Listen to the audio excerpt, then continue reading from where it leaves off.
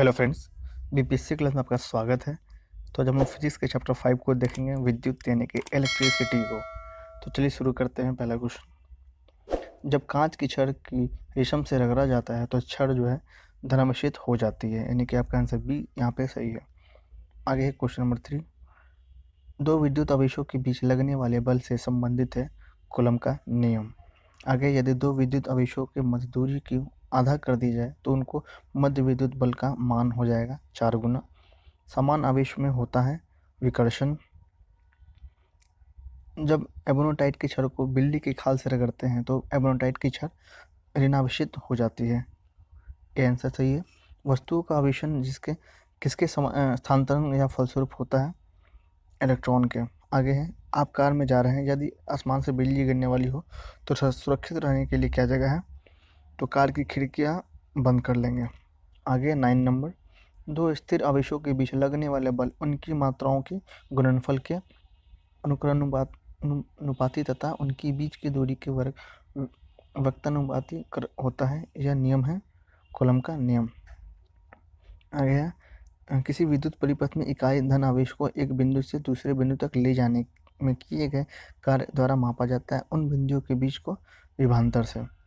आगे धातु विद्युत के सुचालक होती हैं क्योंकि उनमें, ये आंसर सही है आपका, उनमें मुक्त इलेक्ट्रॉन होते हैं इस कारण से। आगे है 12 नंबर, निम्नलिखित में से कौन सर्वोत्तम विद्युत चालक है? तो चांदी। अतिचालक लक्षण का लक्षण होता है उच्च पारगम्यता। आगे है, निम्नलिखित में से कौन अर्धचालक नहीं है? तो आर्सेनिक अर्धचालक नहीं है। आगे है, ऐसे पदार्थ जिनमें सामान्य अवस्था में मुक्त इलेक्ट्रॉन नहीं होते हैं लेकिन विशेष परिस्थितियों जैसे उच्च ताप या अशुद्ध मिलाने पर मुक्त इलेक्ट्रॉन प्राप्त किए जा सकते हैं, क्या कहलाते हैं? तो अर्धचालक पदार्थ। आगे है, ताप के बढ़ने पर चालक पदार्थों का विद्युत प्रतिरोध एवं विद्युत चालकता पर क्या प्रभाव पड़ता है? तो विद्युत प्रतिरोध बढ़ता है जबकि विद्युत चालकता घटती है। 17 नंबर है, तांबा मुख्य रूप से विद्युत चालन के लिए प्रयोग किया जाता है क्योंकि इसकी विद्युत प्रतिरोधकता निम्न होती है। आगे 18, इलेक्ट्रिक करंट का यूनिट निम्नलिखित में से कौन सा है? तो एम्पियर है। आगे है, आपस में जुड़ी दो आवेशित वस्तुओं के बीच विद्युत धारा नहीं प्रवाहित होती यदि वे दोनों समान विभव पर हों तब। प्रत्यावर्ती धारा को दिश्य धारा में किसके द्वारा बदला जाता है? तो रेक्टिफायर के द्वारा। आगे, विद्युत फिटिंग्स में एक तार को भू संपर्कित किया जाता है, इसका क्या कारण है? तो यदि लघु पतन हो जाए तो धारा भूमि में चली जाएगी। 22 है, विद्युत उपकरण के में अर्थ का उपयोग क्या होता है? तो सुरक्षा के लिए। एक आदर्श वोल्ट मीटर का प्रतिरोध होता है अनंत। किसी परिपथ में एक बिंदु पर मिलने वाले धाराओं का बीजीय योग होता है 0। 25 है, एक चालक का प्रतिरोध 440 ओम है। यदि इसे 110 वोल्ट के स्रोत से जोड़ा जाए तो इसमें कितनी धारा प्रवाहित होगी? तो 0.25 ए। आगे है, प्रतिरोध यानी कि रेजिस्टेंस का मात्रा क्या होता है? तो ओम। 27 है, घरों में लगे पंखे बल्ब आदि लगे होते हैं समानांतर क्रम में।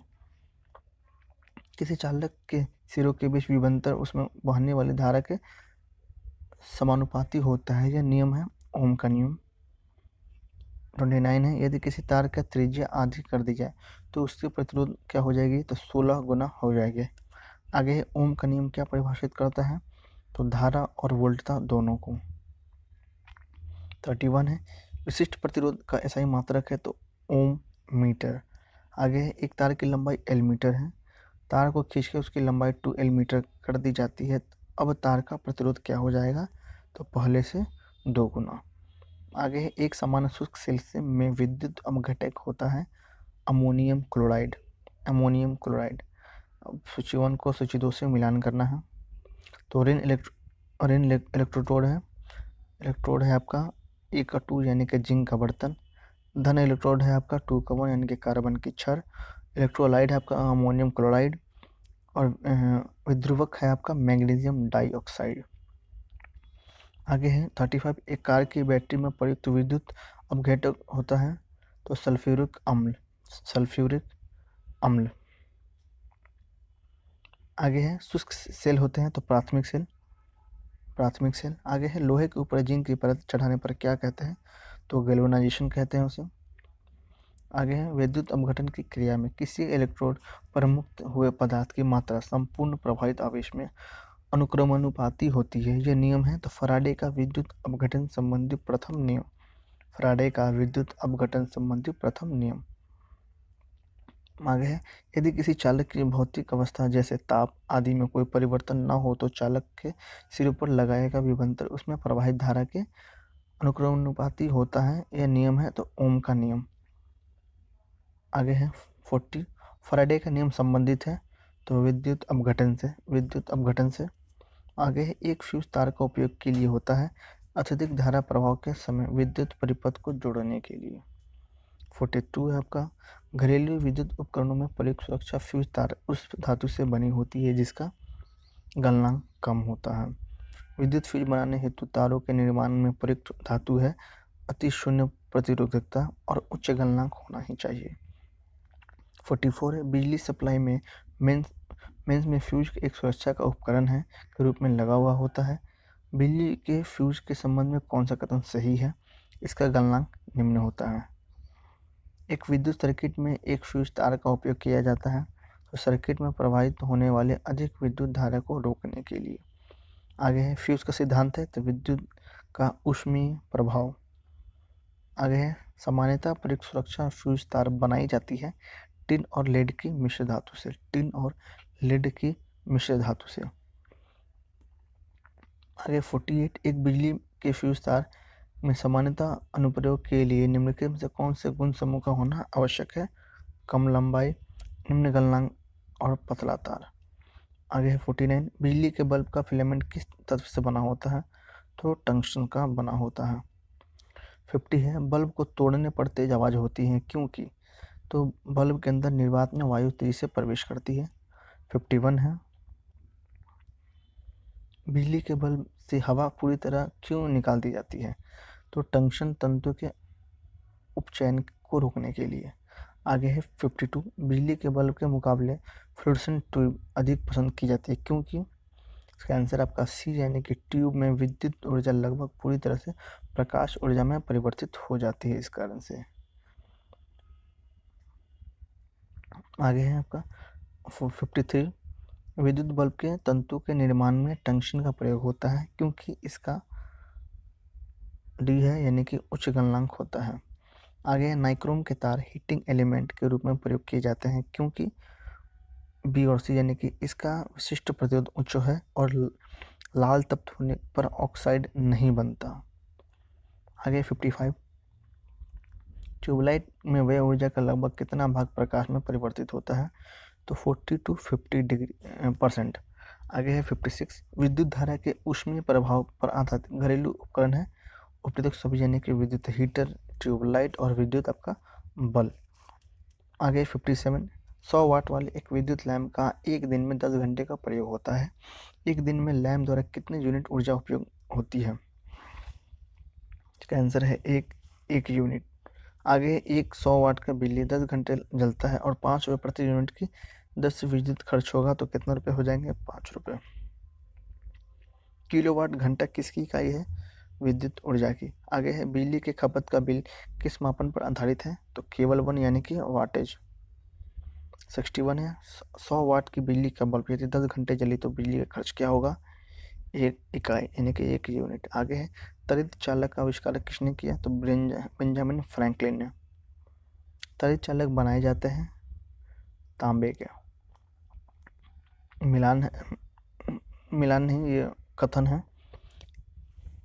कि त्वरित चालक इमारतों को नष्ट होने से बचाते हैं और ये आवेश को पृथ्वी तक भेज देते हैं। तो इसका आंसर ए है यानी कि ए और आर जो है दोनों सही है और आर जो है ए की सही व्याख्या करता है। आगे विद्युत बल्ब का तंतु धारा प्रभावित होने से चमकने लगता है परंतु तंतु में धारा ले जाने वाले तार नहीं चमकते। इसका क्या कारण है? तो तंतु का प्रतिरोध तारों की अपेक्षा अधिक होता है। सी। आगे है 66 निम्नलिखित धातुओं में कौन सा विद्युत का मंद चालक नहीं है? तो सेलेनियम। आगे है सूक्ष्म सेल बैटरी में निम्नलिखित में से किसका विद्युत अपघटक के रूप में प्रयोग होता है? तो अमोनियम क्लोराइड और जिंक क्लोराइड का। आगे 68 सामान्यतः प्रयोग में लाई जाने वाली प्रतिदीप्ति ट्यूबलाइट पर निम्नलिखित में से कौन सा अंकित होता है? तो 6500 के। आगे मानव शरीर शुष्क में विद्युत प्रतिरोध के परिणाम की कोटि क्या है? 10⁶ ओम। विद्युत उत्पन्न करने के लिए कौन सी धातु का उपयोग किया जाता है? यूरेनियम। माइका है एक, तो ऊष्मा और विद्युत दोनों का कुचालक। जलते हुए बल्ब विद्युत बल्ब के तंतु का तापमान सामान्य होता है तो 3000 डिग्री सेल्सियस से लेकर 3500 डिग्री सेल्सियस तक।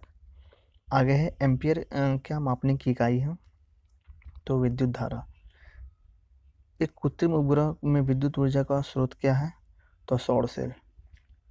75 है, विद्युत ऊर्जा को यांत्रिक ऊर्जा में बदलने को क्या कहते हैं? विद्युत मोटर। आगे 76, सामान्य ऊर्जा का विद्युत ऊर्जा में रूपांतर निम्नवत होता है तो इलेक्ट्रोलाइसिस के द्वारा। आगे एकीकृत परिपथ में प्रयुक्त अर्धचालक चिप निम्न की बनी होती है तो सिलिकॉन की। आगे प्रत्यावर्ती धारा को दिष्ट धारा में परिवर्तित करने वाली युक्ति को क्या कहते हैं? रेक्टिफायर। बी आंसर आपका सही है, रेक्टिफायर। आगे है 79, ट्रांसफार्मर प्रयुक्त होते हैं एसी वोल्टेज का उपचयन और अपचयन करने के लिए। एसी वोल्टेज का उपचयन और अपचयन करने के लिए। प्रतिदीप्ति नीली नली में सर्वाधिक सामान्यतः प्रयोग होने वाली वस्तु है पारा, वाष्प तथा आर्गन। 81 है आपका। 3 पिन बिजली के प्लग में सबसे लंबी पिन को जोड़ना चाहिए तो आधार सिरे से। एक मकान में 2 बल्ब लगे हैं, उनमें से एक दूसरे से अधिक प्रकाश देता है, निम्न से कौन सा कथन सही है? तो अधिक प्रकाश वाले बल्ब में रेजिस्टेंस जो है अधिक है। आगे है 83, 1 किलो घंटा का मान होता है तो 3.6 × 10⁶ जूल। आगे है प्रत्यावर्ती धारा को दिष्ट धारा में बदला जाता है तो दिष्टकारी द्वारा। आगे है चालक का विद्युत प्रतिरोध किससे स्वतंत्र होता है? दाब से। आगे है यदि किसी प्रारूपी पदार्थ को विद्युत प्रतिरोध गिरकर शून्य हो जाता है तो उस पदार्थ को क्या कहते हैं? अतिचालक। आगे यदि किसी प्रतिरोधक तार को लंबा किया जाए तो उसका प्रतिरोध बढ़ता है। आगे विद्युत मरकरी लैंप में रहता है कम दाब का पारा। 89 है, बिजली के पंखे की गति बदलने के लिए प्रयुक्त का साधन है रेगुलेटर। आगे है 90 नंबर, एमसीबी जो लघु पतन शॉर्ट सर्किट के मामले में विद्युत की पूर्ति को काट देता है, काम करता है धारा के तापन प्रभाव पर। विद्युत चालकता का यूनिट क्या है? तो मोह। 92 है, जब साबुन का बुलबुला आवेशित किया जाता है तब यह फैलता है। डायनामो एक मशीन है जिसका काम है यांत्रिक ऊर्जा को विद्युत ऊर्जा में परिवर्तित करना। 94 है आपका, स्थिर वैद्युत अवक्षेपित का प्रयोग किसे नियंत्रित करने के लिए किया जाता है? तो वायु प्रदूषक। आगे ट्रांसफार्मर किस में काम करता है? केवल प्रत्यावर्ती धारा में। तो फ्रेंड्स, हम लोगों ने आज का जो MCQ है 95 क्वेश्चन फिजिक्स का चैप्टर 5 का हम लोगों ने फिनिश कर लिया है। आगे भी इस तरह के वीडियो के लिए आप चैनल से जुड़े रहें। मैं जल्द से जल्द वीडियो और भी लेके आऊँगा, तो आप चैनल से जुड़े रहें। और जो भी लोग भी चैनल पर नए हैं प्लीज़ इसे सब्सक्राइब कर लें। Thank you very much.